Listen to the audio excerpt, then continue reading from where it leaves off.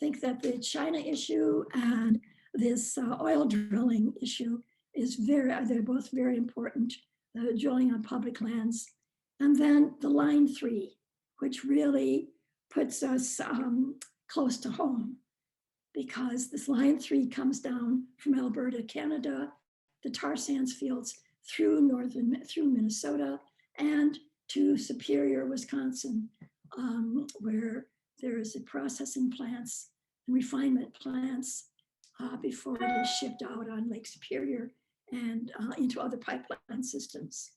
So this tar sands oil is the dirtiest and the most expensive and takes the most energy to process of any source of oil. And the whole point is we can't be producing more oil.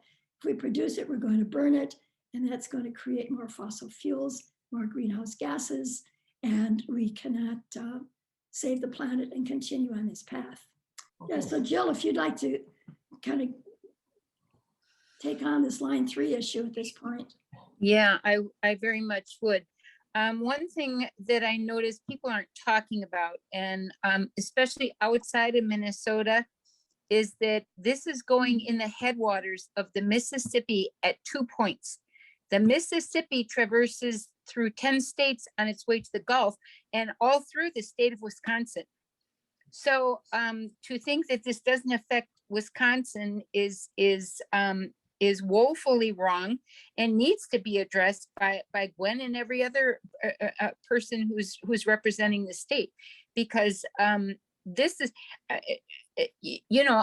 truly, I called you on my way home from there, and I mean, I am so traumatized. I had, this was my second visit to Line 3, and the first time I was just at one camp and just saw one site. Well, on this last trip, I went to 5 different of the campsites where they're fighting the pipelines, and they're all 2-hour drives apart from each other. I mean, it's all across the entire upper Minnesota, going into 67 different watersheds. And again, let's bring it back to Wisconsin and say the Mississippi River. I mean, how are you going to stop, Julie, as you said, this is the dirtiest form of oil that there is and needs to be refined once it gets there. This is going in the headwaters of the Mississippi River at 2 points. How is that? How are you going to stop that? And here's the problem with containment of it, is because it's tar sand oil, it's heavy. It's not going to float. So it sinks, which means literally millions of gallons could leak, and before we knew it. And how are you going to stop that at the bottom of the Mississippi River, which is, clearly goes downstream, not back up to Canada where it came from. So, my biggest question is, I want answers as to why our Democratic president, governor of Minnesota, as well as Governor Evers, have rubber stamped this. I really want answers. Why? I mean, I know why, but I want to hear from them why they would permit this. And as you said as well, the off gas and the carbon emissions from it is exorbitant. They're also, Enbridge likes to put forth as it's in conjunction with the existing Line 3. They are going to abandon that altogether, and they have a whole entire new pipeline. They're making it sound like, oh, well, like it's just part of Line 3. No, it isn't. It's an entire new pipeline. They're abandoning the old pipeline without, removing it, and just leaving it to do whatever it's going to do, which can be to continue to leak. And as we all know, all pipelines leak. And I think I said, Julie, too, I am outraged at how they call these leaks and spill. A leak is what you see in your garage when you pull your car and you go, oh, what's that under my car? That's a leak, right? A spill is when my grandson accidentally tips over a glass of milk. We're talking here about hundreds of thousands of gallons. And Enbridge had a spill of 1.2 million gallons in the Kalamazoo. I mean, they have an average of a spill every 20 days, significant spill, not just, a minor thing. And I was in California in 2015 when there was the Refugio oil spill, 425,000 gallons of oil that closed 125 miles of California beaches. And I just don't think people have that concept of what a spill and a leak is. I mean, it's ecological genocide. Also in that article that was done in the Milwaukee Journal after I came back the first time from Line 3, Enbridge, it appears, in doing my research on what Enbridge is saying, it appears they always say whatever they say in emails. They don't talk one-on-one to anybody. So they've got a stock line of what they say. And they put in that article that the pipeline was 60% done. Not so. And they do that to discourage people from coming up to stop it, thinking, oh, well, what can I do at 60% done? The deal here is it has not been put in the water yet. And that has only happened because those of us who are putting our bodies on the line to stop it. And facing, I was on a Zoom call last night with the legal defense because I have a court Zoom coming up Friday morning for my first citation. They have changed the bail for picking people up at jail from, it was like $30 to $50 to $5,000. They're doing everything they can. So the funds are drying up, which is another reason they're kind of asking, like, hey, if you can come up, do a GoFundMe, which I have one up right now, to pay your own legal fees, that would be great. I mean, they say they will help if we need it. But where's all they going to come from? I mean, there's been 750 people arrested who all face, court action of some kind. We can either plead guilty and pay $1,000 fine or 90 days in jail, or we can fight it. Some people have to pay the fine and they have to work. They can't keep going back and forth for hearings and trials and everything. So they just have to settle it. They're encouraging us to fight it, of course, because it is our, like, for instance, when I was arrested this time, I was with Winona LaDuke, and we were at a action in the Willow River. And, we went in there with a bunch of canoes, a mile carrying canoes. Thank God the guys did that, to do blockades and things. Well, we got down to the river, and when we got in the river, Winona looks down and she said, what the hell is that? And you could see there was a sludge that didn't belong there on the bottom of the river. The rivers are all very, very low there from the drought and up there. So you could see it. And she went and, and there's videos of her online doing it. I suggest you watch. Well, what happened is they haven't put any, like I said, any pipeline in the water yet, but they've already drilled through an aquifer in the Willow River, and then that discharged all of their fracking chemicals and mud and sludge into the river. So you can actually, if we hadn't been there, we never would have known that.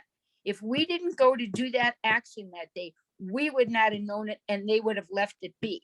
If you look it up now online, you look up Willow River and the aquifer drilling through that, you'll see the mess that they created, and they have been frantically down there trying to contain it since we found it. But if we didn't find it, rest assured, work would have carried on.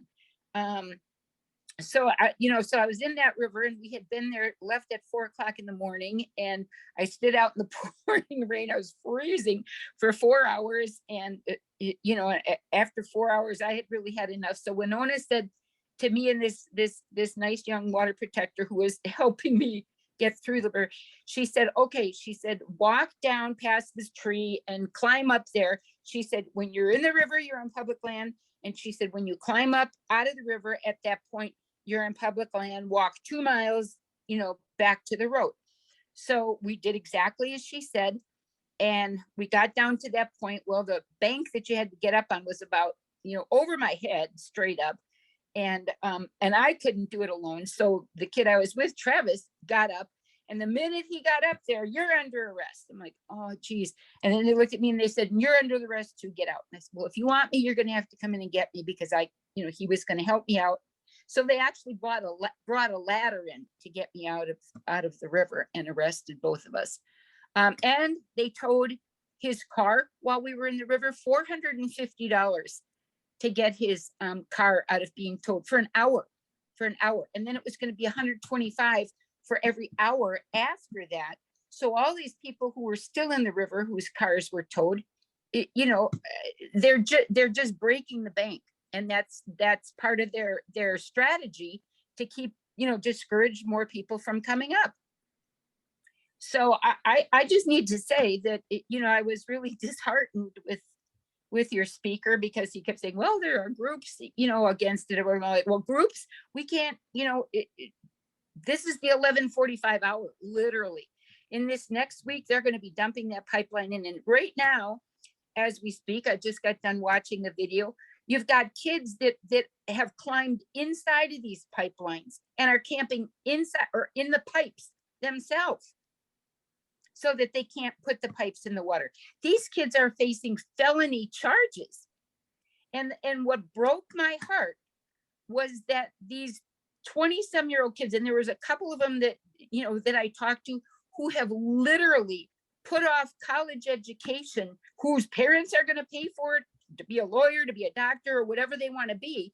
And their feeling was, so great. So I go to college for 6-8 years. What's going to be left when I come out?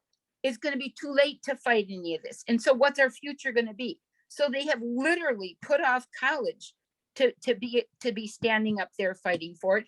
And getting felony offenses, how's that going to affect their future as well? This is just something our politicians have to stop right now. I mean, immediately. We can't do it anymore. We can stop them a day at a time, but we're getting arrested left and right. The charges are getting worse.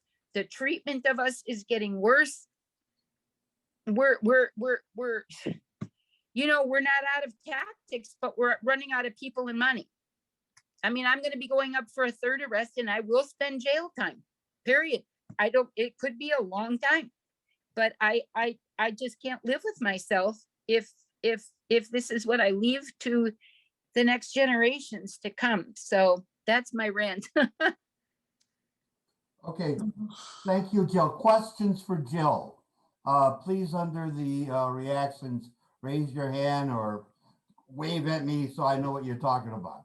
Okay, any questions for Jill? Yeah, Judith.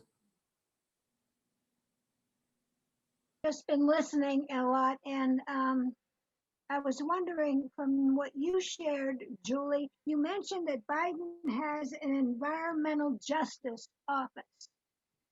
Is there any way that is anybody appealing to talking with that office in the federal government? Joe, I was wondering about that. The last thing that I've heard on Biden is that he's not going to do anything to stop it. What is this date? I looked this up. June 25th. Biden administration passes up chance to block oil pipeline. He's not going to do it. He did Keystone, and we should just, be thankful he did that. But that's it. He has no intention of stopping Enbridge. And there was a petition signed by 200 celebrities to Biden, calling for him to stop it. And to my knowledge, there's been no response to that. Mm-hmm. Julie, And do you know what the scope of that environmental justice office is? No, and I think it's called a council. Council. I believe so. And I can look that up. We'd have to look that up and research and see what the scope would be. And I imagine you could do that online. If you'd like to take that project on and let us know, that would be great. That'd be great. We can all do this research. And that's the incredible thing about the internet at this point. There's so much information that is available to us. and we just have to dig it up and make use of it. So, well, Sure, I can see what I can find out about that. that'd be Okay, thank you, great. Judith. Thank Tom you. Theory is next on the stack. Tom, Oh, yeah, Jill. So where do we send the money? I've got a GoFundMe up on my Facebook page. Are we friends on there, Tom? No, but for everyone, Jill, everyone should know how they can support these efforts.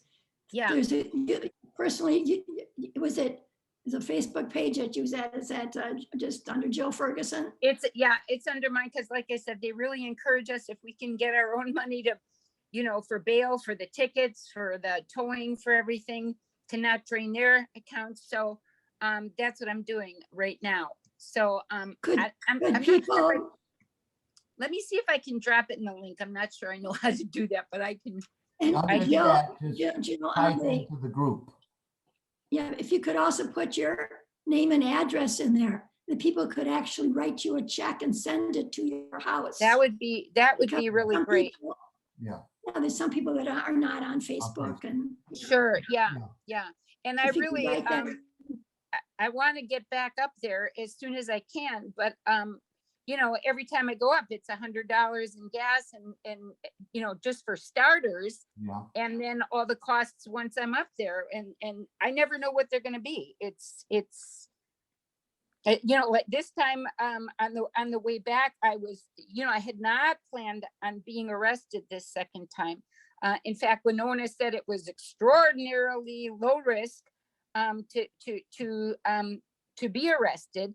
And so I was grateful for that because I would like, I wanted to save my next arrest for something, more significant than that, like standing in the Mississippi River or, actually, if I have to, chaining myself to the equipment, I will do that as well. So I was not at all planning on an arrest this time. So that took me off guard. And I was just, after 5 days with no shower and mosquitoes and flies the size of birds biting me, I had it.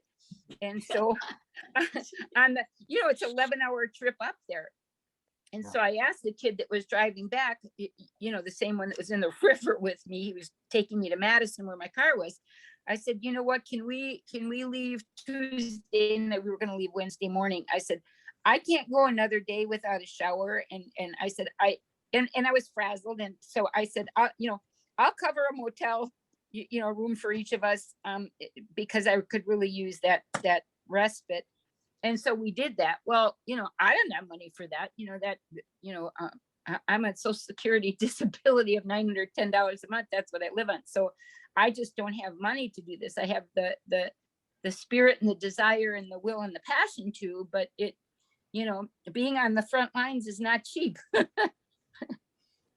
I'd like to jump in here. I was next on the stack. Oh, Tom, thank you for bringing up how do we help fund this. I think that's really important. Jill's got her name and address in the chat right now for those who are interested. As we've done in the past, and I've talked with a couple of us about this from the steering committee, I would like to propose that free350.org Milwaukee, because Jill is been with us and is a part of Milwaukee, that we donate $250 to her efforts around line 3. I'm making that proposal. Does anyone disagree? Okay, that's a done deal. We'll get that out to you. Thank you. Thank you very much. Very appreciated, George. And Julie, George? thank you. George, Tom Siri again. Can I have one other thing? Yes, Tom. I noticed in one of the emails, and this is going to be no surprise to anybody, that there are several large banks who are funding this thing. One of them, Wells Fargo, and the other Yep. Chase. And Yep. every Friday we've been going out there. Yes, you But have. we need to bring this issue to the streets of Milwaukee. So, Yes. so this Friday we're going, we would always go out at noon, from noon to 1 o'clock. I'm asking other people to come out. I'm asking some people, our signs last time were fun, but, but we need to get some signs that educate people in Milwaukee about this issue. So that's the Um, second thing. And I'm asking, I don't know, Julie, I know you are always our magic sign maker, but if there's some other folks who could make some signs, we need to get this out on the streets in Milwaukee. Yes, So yes. Friday at 12 o'clock, if you can come out, that'd be great. And that's on Water and Wisconsin Avenue, right downtown, in front of the big Chase Bank and across the street, the big Wells Fargo Bank. So we can hit them up both at once on one corner with our signs. They're both big funders of this Line 3, as well as the largest funders in the world of the fossil fuel industry. Mhm. So Yep. this is part of a national campaign against their involvement. Jill, one other thing, do you have some pictures that we could get, either yourself or some of the other people that we can put on these signs so people can see what's going on? Well, yeah, there's some pictures of me and other people. You know, I can try and blow them up as big as I can to get, and I think I've learned it after making thousands of signs that big words, big letters do the best. So I've got one sign that I made that shows that refugio oil spill I talked about, to show this isn't a spill. And it says, hey, Enbridge, is this a spill or a leak? And it shows the entire ocean for as far as you could see out to the horizon and beyond of oil. People have to get that this isn't a spill or a leak. I had no idea before. You hear oil spill, oil leak in the news, they never say how many gallons. So I think that's the most powerful thing you can do is, I can make a sign that says leak and put, in big letters, how many gallons it is. That's a leak. In fact, I've got one, I think half made already, that shows, like I said, a glass of milk. This is a spill, under your car in the garage, that's a leak. This is not a leak. When you see it for miles stretched, it closed 125 miles of California beaches. That's not a leak or a spill. That's There was inundation. also a major spill right here in Wisconsin a couple years back near Jacksonville, and an entire farmer's field, it was a huge field, was just afloat in oil. And this farmer comes out in the morning and he sees his entire farm field filled with yucky oil. And this has happened right here in Wisconsin, and the impact is still being felt in around that area and the people's lives who are affected by the spill. So it's every single pipeline has sprung some sort of a leak or has some sort of a spill. And Enbridge has probably one of the worst records of all of the pipeline producers. And they're the ones that are building this pipeline. And Yep. Greg was next on Canadian company. Greg was next on the stack. And to line 3, Greg, because after we finish this conversation, I'd like you to chime back in as you've been part of the discussion of the broader aspects beyond line 3. But regarding line 3, go ahead, Greg. Yeah, got a question for Jill, I think, although it's probably going to be hard to answer. The fact that the fines are being increased up there for the various infractions implies that the local authorities are, I guess, say, working with Enbridge in order to discourage people, obviously, to turn them away. I guess the first question, part of that the question is, have those authorities been identified, and are there any efforts to contact them en masse, asking them, by the either the local population, and maybe the local population supports the pipeline, I don't know, but so the local population is kind of like, yeah, this is okay. Yep, absolutely. In fact, the local population absolutely torments the natives.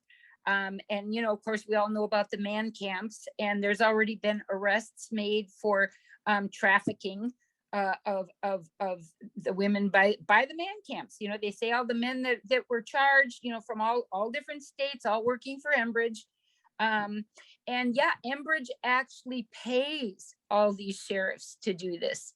So they are making big money. They're making more money than they were just as sheriffs, because the governor made a deal with Enbridge when Enbridge, applied for the permits. The governor said to Enbridge, well, you pay for all the policing then, because we're not going to have the situation that there was in Standing Rock, where the state had to pay for all the extra hours of policing and the overtime and everything.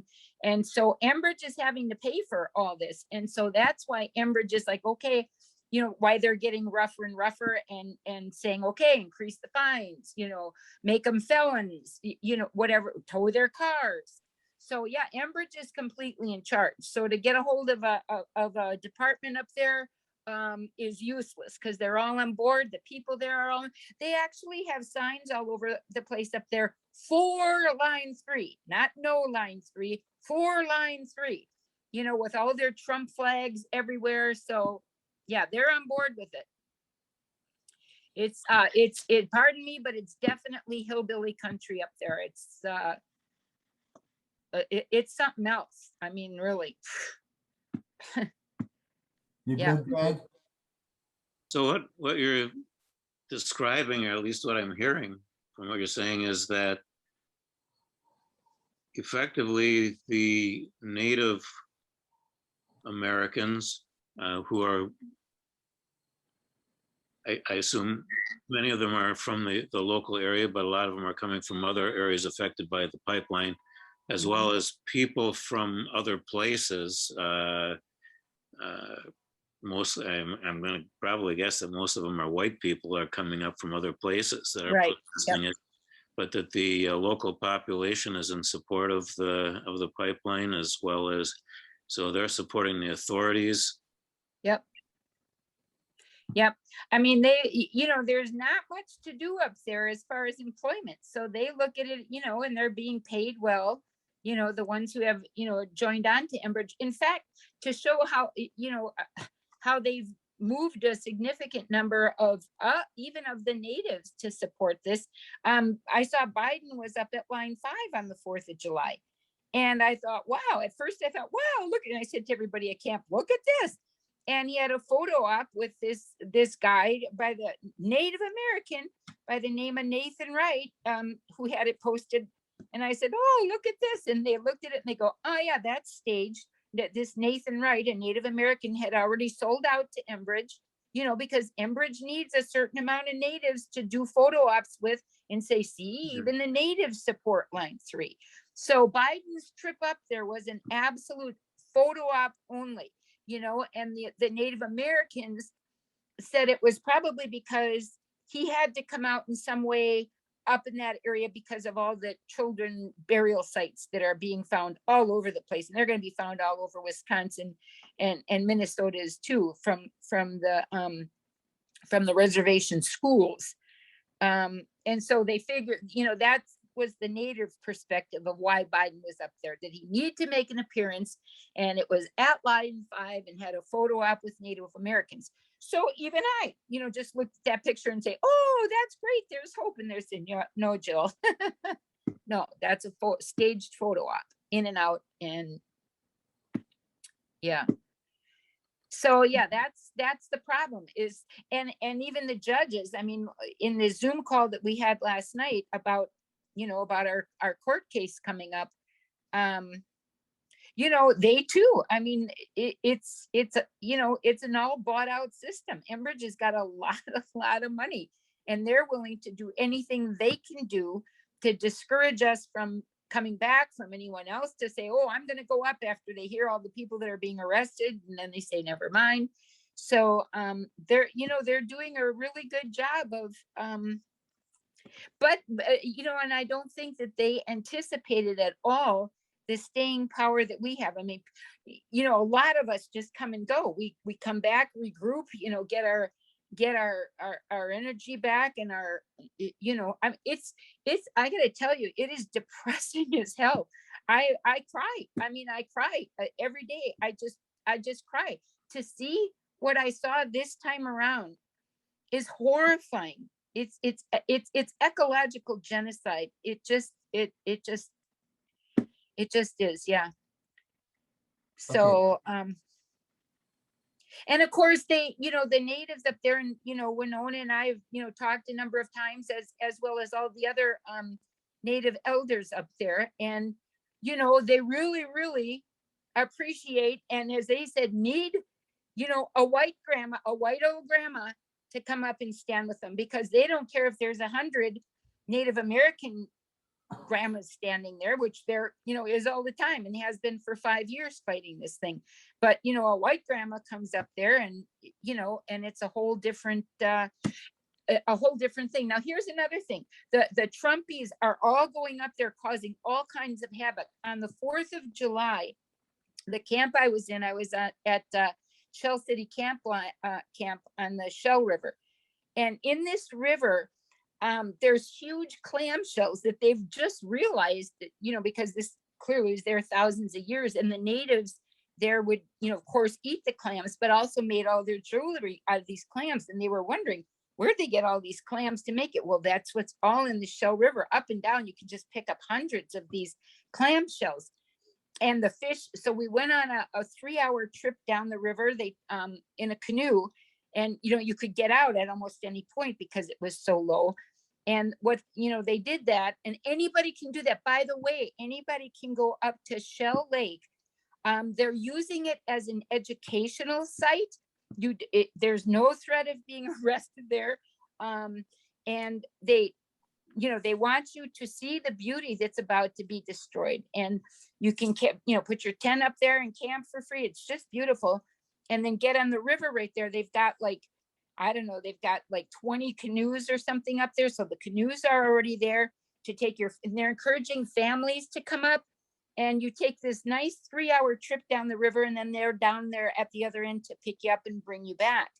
And you just see this pristine beauty. I mean, we saw otters, we saw eagles flying right overhead, fish of all sizes, turtles. I mean, you just come back owning that, a part of that river. And then as we were going down this three hours, we saw 2 of the pads on either side where Enbridge has cleared the land, cleared all the trees away, and have their pads there ready to put their pipelines through. And I guess it's going to go through, I think, 6 points on that river, but we witnessed 2.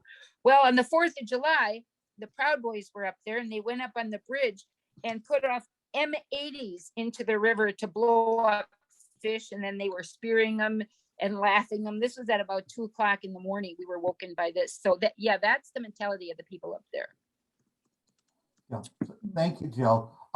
Just a time check. We were at about 17, 18 minutes after 8. We go to 8:30. I do have a question and a point I want to make. First point I want to make is I want to thank Seth for putting in the chat for bank action signage. Here's a link to the Fund Line 3 art kit. So thanks a lot, Seth. Thank you. Yeah. Yeah. And also, is there anyone else who has a question for Jill? A brief question, please. Go ahead, Jan. Jill, I assume that you've been corresponding with Biden as many of us have been, writing letters and everything. Has there been any response from him at all? Nothing. And what's real interesting is his comment line has been closed for 2 months. I've called every day for 2 months. Oh, it's temporarily shut down. And what they say, if you want to get a hold of Biden, you have to go to www.whitehouse.gov/contact. You can't call them any other way. And like a month ago, one of the Stop 3 groups had a number you could call, and it would connect you to other people in the administration, so you could give them the message to give to Biden. Well, I've been trying to call that one too, and it just answers that all of their mailboxes are full. So, and that is to me a real Trumpian move, to shut down the comment line for 2 months. What is that about? We need to ask. We need to ask. What is that about?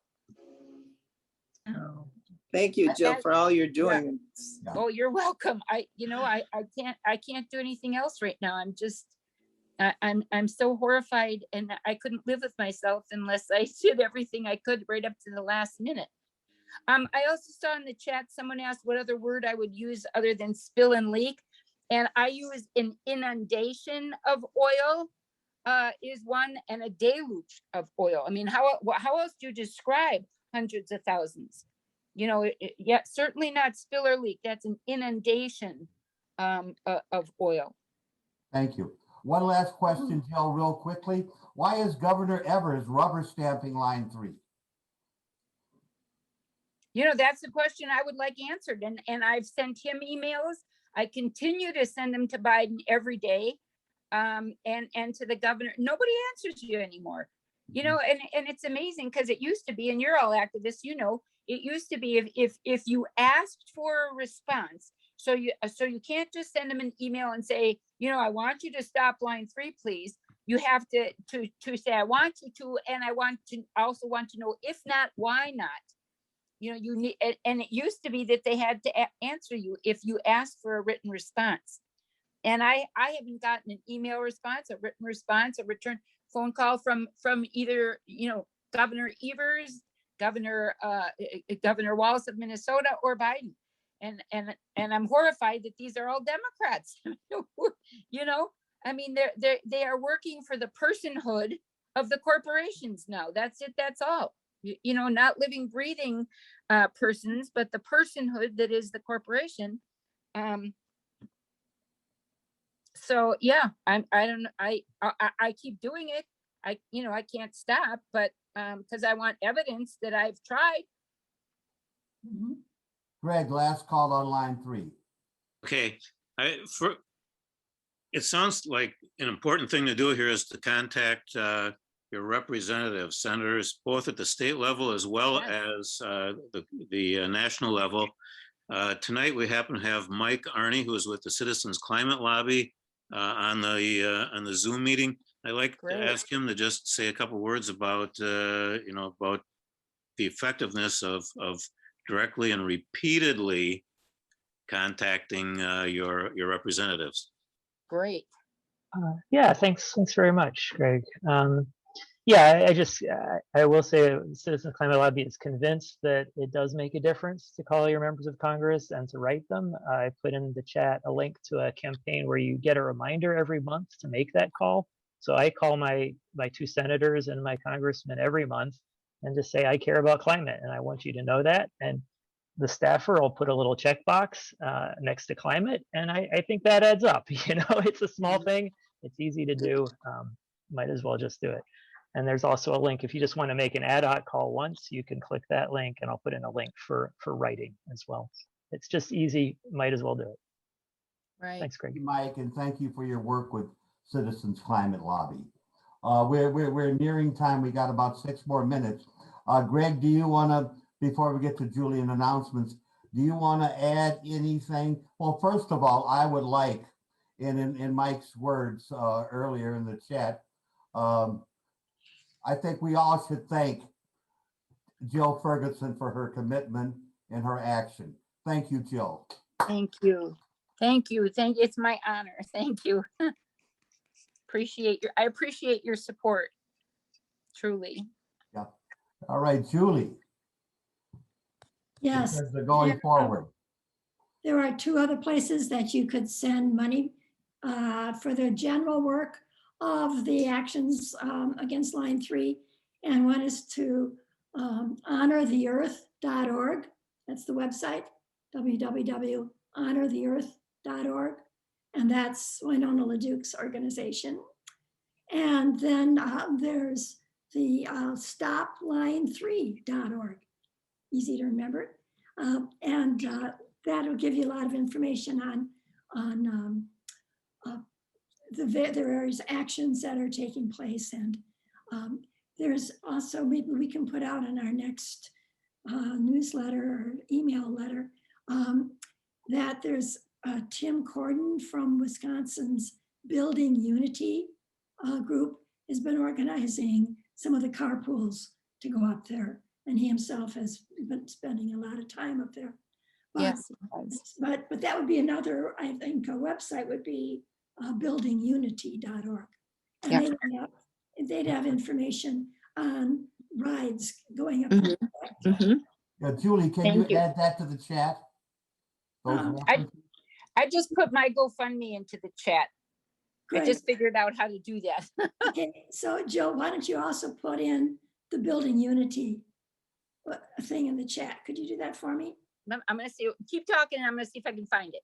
Okay, Keep talking. Okay, all right, so great. time check, we've got, So we can give money if we can't go ourselves. We can support people like Jill, and we can talk about this and make those phone calls and sign those petitions and do everything we can possibly do to stop all of these pipelines, because the pipelines carry the fossil fuels, which if that oil is burned, is going to put us over the edge with global warming, and game's over. Game is over. Yep, We've got to turn this around. yep, thank you. yeah, thank Julie, you. just a time check, we've got a couple minutes. Do you want to talk about coming events? Yeah, there's, well, besides this Friday at Chase Bankwater in Wisconsin, we hope we see a lot more of you down there. You know, we are a climate action group, and that really means more than just getting on a Zoom call for action, but making those phone calls, sending in that money, but getting out on the streets and making our presence known. And so join us 12 noon on Friday. We had a lot of fun last Friday with Honk for a Peaceful Planet, Honk for a Livable World, and honk to stop climate change. And people were honking their horns like crazy. Pedestrians were walking by us saying, honk, honk, honk. And we had a lot of conversations with pedestrians on that corner last week. So join us. It's really energizing and it can be a lot of fun. So one other announcement I wanted to make is that one of our sister organizations, Peace Action, who's co-sponsored a lot of work with us, on Saturday, August 7th, which would be before our next monthly meeting. Saturday, August 7th will be the annual commemoration of the bombings of Hiroshima and Nagasaki. And it will be a Lanterns for Peace vigil on Lincoln Memorial Drive, right near Bradford Beach. And there's a parking lot there to park in. And we'll have these beautiful Japanese lanterns where we'll light the candles inside and line up on both sides of Lincoln Memorial Drive with signs and banners. So it's a beautiful event.